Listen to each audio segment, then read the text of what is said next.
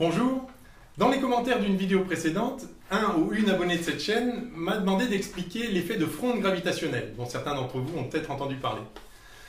Comme le dit justement l'auteur de la question, l'effet de fronde gravitationnelle est utilisé par les sondes interplanétaires, l'idée étant de faire passer une sonde au voisinage d'une planète pour lui faire gagner de l'énergie. Évidemment, la sonde et la planète interagissent par l'attraction gravitationnelle, et on veut faire gagner de l'énergie, donc de la vitesse à la sonde, afin qu'elle puisse rejoindre sa destination finale plus rapidement, par exemple la planète Jupiter ou Saturne ou, qui sait, la constellation d'Orion.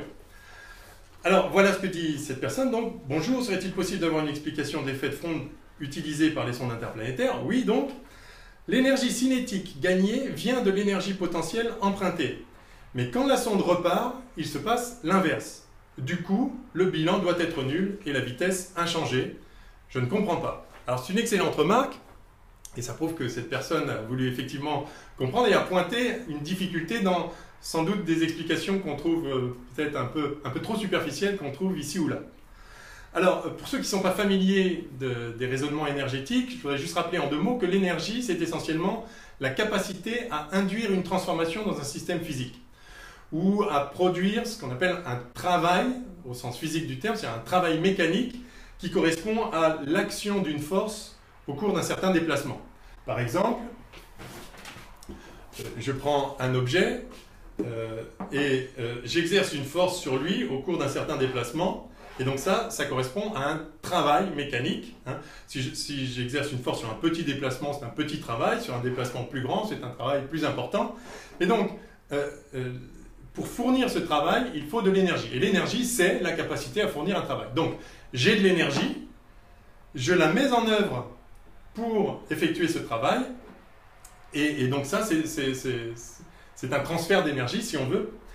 Et il faut savoir qu'il y a une propriété absolument fondamentale de notre univers physique, qui est que l'énergie se conserve en toutes circonstances. Alors ça, c'est une conséquence directe d'une propriété vraiment profonde, fondamentale de notre monde, qui est que les lois de la physique ne varient pas au cours du temps. Ou si vous voulez, si vous trouvez que des lois varient, alors il y a une loi qui va expliquer, les vraies lois de la physique plus fondamentales vont expliquer comment les lois varient. Et donc, la loi fondamentale, elle, ne varie pas au cours du temps. Donc, les lois physiques qui décrivent la réalité physique ne varient pas au cours du temps. Eh bien, la célèbre mathématicienne Émile Noether a produit un théorème extrêmement puissant qui dit que du fait que les lois de la physique ne varient pas au cours du temps, eh bien, une certaine quantité se conserve, cette quantité, on l'a appelée énergie. Donc l'énergie se conserve en toutes circonstances, ça c'est une conséquence directe de l'invariance des lois au cours du temps. Donc c'est quelque chose de très profond. Alors, que se passe-t-il? Donc j'ai de l'énergie qui me permet d'exercer un certain travail. Je pousse la pièce pendant une certaine longueur. Où est passée cette énergie? Eh bien, j'ai donné de la vitesse à la pièce en la poussant comme ça. Il y a donc de l'énergie associée à la vitesse d'un corps. C'est ce qu'on appelle l'énergie cinétique. Et qu'est-ce qui s'est passé ensuite? Parce que la pièce a fini par s'arrêter. Oui, d'accord. Mais en fait, il y a eu des frottements ici entre la pièce et le support. S'il n'y avait pas de frottement, la pièce continuerait à l'infini. Et donc, cette énergie que j'ai donnée à la pièce se trouve maintenant dans la vitesse de l'objet, de la pièce.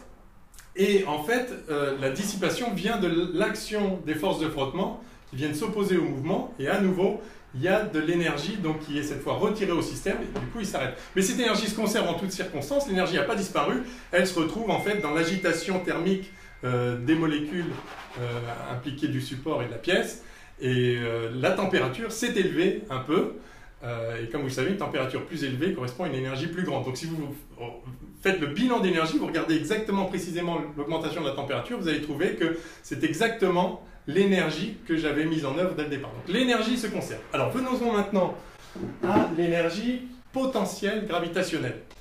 J'ai une balle ici, je la lance. Je la lance vers l'eau. Donc moi j'exerce une force au cours d'un certain déplacement, autrement dit, j'exerce un travail, donc j'avais de l'énergie, je la mets en œuvre. Quand je lâche la balle, cette énergie se retrouve dans la vitesse de la balle, l'énergie cinétique. Mais la balle perd de la vitesse. Alors où est passée l'énergie? Eh bien c'est là qu'intervient l'énergie potentielle gravitationnelle. Comme vous le savez, deux corps massifs, quels qu'ils soient, s'attirent, c'est la loi de la gravitation universelle, et donc le fait d'avoir deux corps à une certaine distance l'un de l'autre est associé à une énergie, parce que si je les lâche, eh bien cette force va faire qu'ils se rapprochent, ils vont acquérir de la vitesse, et donc ils vont acquérir de l'énergie. Ça veut dire que cette énergie, elle était là au départ. Donc le simple fait d'avoir une masse à une certaine distance d'une autre masse correspond à de l'énergie. Et plus la distance entre les masses est grande, plus il y a d'énergie. Autrement dit, plus elle se rapproche, et moins il y a d'énergie. C'est ça qui fait, donc par exemple, entre la balle et la Terre, si je la lâche, la balle acquiert de la vitesse, perd de l'énergie potentielle en se rapprochant du centre de la Terre, mais accroît son énergie cinétique, accroît sa vitesse. Alors que se passe-t-il lors d'un rebond? Eh bien, si le rebond lui-même est parfait, c'est-à-dire qu'il n'y a pas de déperdition d'énergie au moment du rebond, eh bien, au moment du rebond, la balle qui arrive avec une certaine vitesse repart avec une autre vitesse, pas une autre justement, avec la même vitesse mais dirigée dans l'autre sens. La même vitesse parce que ça doit être la même énergie. Donc la même énergie cinétique, ça correspond à la même vitesse. Voilà pourquoi si je lâche une balle et qu'elle rebondit, bon là évidemment il y a un peu de déperdition au moment du rebond, donc elle remonte moins haut, mais sinon elle remonterait exactement à la même hauteur, puisqu'elle se retrouverait dans la même position, à la même distance, avec la même énergie qu'au départ. Autrement dit, donc si je fais rebondir une balle sur le sol, jamais je vais la voir remonter plus haut, parce qu'il faudrait rajouter de l'énergie. Alors du coup, pour la sonde interplanétaire, c'est quoi l'idée? Parce que si je fais tomber par exemple une sonde sur Vénus pour lui faire gagner de l'énergie, oui, elle va accélérer, mais quand elle va repartir, eh bien, elle va ralentir, et comme l'énergie se conserve, la balle va avoir, enfin la sonde va avoir, quand elle va repasser par le même point, elle va avoir la même énergie qu'au départ. Et donc on n'a rien gagné. Ok, mais vous avez tous déjà joué au tennis avec une raquette, n'importe. Donc effectivement, si je lâche la balle ne peut pas remonter plus haut, mais pourtant, ben voilà, elle est remontée plus haut. Ben oui, j'ai juste tapé dedans. Alors qu'est-ce qui se passe? On a dit que le rebond conservait l'énergie, bon, on en fait perdre un peu, mais au mieux conserve l'énergie, ça veut dire que la vitesse de la balle après le rebond est la même qu'avant le rebond. Oui, mais la vitesse par rapport au support. Si la balle tombe sur le sol ou le support à 5 km/h, enfin au moment du contact, elle va repartir à 5 km/h. Mais si le support, lui, va à 5 km/h vers le haut, par exemple, alors la vitesse relative entre la balle et le support, c'est plus 5, c'est 10 km/h. 5 plus 5, 10. Et donc, après le rebond, la balle va rebondir toujours avec, donc ça va conserver l'énergie, donc la balle aura bien 10 km/h par heure, pardon, je dis km/h, c'est pas bien, il faut dire 10 km par heure, par rapport au support, et comme le support lui-même va à 5 km/h vers le haut, et bien finalement maintenant la balle va à 15 km/h vers le haut. Autrement dit, la balle qui tombait à 5 km/h rebondit à 15 km/h. Elle a gagné énormément d'énergie, simplement parce qu'en fait, elle a conservé son énergie par rapport au support, mais le support, lui, augmente. Donc voilà, quand vous tapez dans une balle, eh bien, elle est accélérée. Ok. Eh bien, c'est exactement ce qui se passe avec les sondes interplanétaires.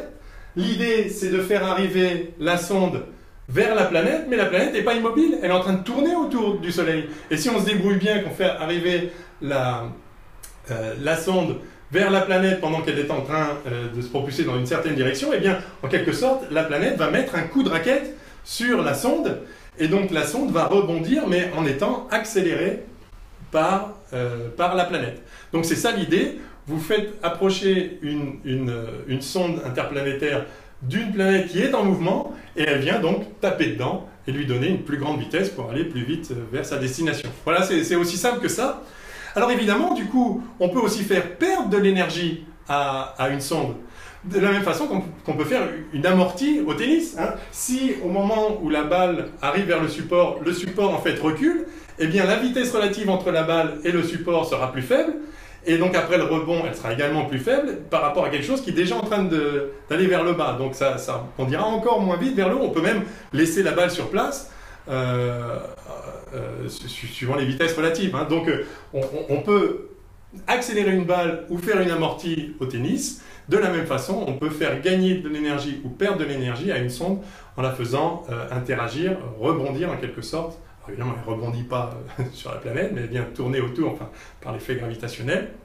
Et donc, on peut lui faire gagner ou perdre de l'énergie suivant la vitesse de la planète, enfin les vitesses relatives. Voilà. Alors, je vous laisse regarder un peu sur Internet, vous allez voir des tas de trajectoires comme ça, c'est assez impressionnant. Évidemment, les gens qui programment les trajectoires font ça très bien. Par exemple, pour la sonde Cassini-Huygens, dont on a beaucoup entendu parler ces derniers temps, la sonde est partie de la Terre, bien sûr, on l'a fait tourner, évidemment, autour du Soleil. Une première fois, elle est venue taper sur Vénus, Vénus est venue taper dedans, donc elle a tourné derrière Vénus et lui a donné un premier boost. Du coup, elle est allée plus loin, en retombant vers le Soleil, elle acquiert de l'énergie, et puis, quelques mois plus tard, elle est venue retaper sur Vénus, qui lui a redonné un deuxième coup de raquette, qui l'a propulsée cette fois vers Jupiter, elle est passée au ras de Jupiter, et puis vers Saturne. C'est assez extraordinaire de pouvoir calculer ces trajectoires aussi précisément. Enfin, en même temps, c'est pas si compliqué que ça, il y a juste une force, la force gravitationnelle, il faut bien calculer les choses, bien prévoir le timing, etc. Mais bon, ça se fait, et c'est fait couramment. Toutes les sondes qu'on a envoyées vers le système solaire externe, Jupiter, Saturne, etc., toutes ces sondes ont bénéficié de l'effet gravitationnel, parce que ça permet de gagner énormément d'énergie. Alors attention, hein, l'énergie, évidemment, se conserve, donc c'est pas gratuit. L'énergie que gagne la sonde, c'est de l'énergie que perd la planète. C'est-à-dire qu'en faisant gagner de l'énergie à la sonde, on ralentit la planète. Alors pas beaucoup, hein, rassurez-vous, les astrophysiciens ne sont pas en train de détraquer le système solaire. Il faudrait vraiment qu'on envoie des milliards de sondes tous les jours pendant des milliards d'années pour que éventuellement Vénus s'arrête et vienne tomber dans le Soleil. Mais c'est pas pour demain.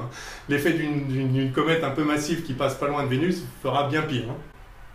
Donc en tout cas, voilà, on peut accélérer, ralentir des planètes comme ça, des sondes, en se servant de l'interaction gravitationnelle avec des corps en mouvement. Parce que sinon, l'auteur de la question a parfaitement raison, si une planète est immobile, en tombant vers elle, vous gagnez de l'énergie, mais en repartant, vous perdez exactement autant. L'énergie se conserve. Donc ce qu'il faut, c'est vraiment gagner de l'énergie cinétique de rotation de la planète autour du Soleil pour pouvoir propulser la sonde. Voilà, j'espère que ça vous aura éclairé un peu. Donc bon voyage interplanétaire. Allez voir sur Internet un peu ces trajectoires, c'est assez extraordinaire. Peut-être je mettrai un lien dans les commentaires. Voilà, donc à bientôt pour de prochaines aventures cosmiques, et en attendant que les astres vous soient cléments. À bientôt.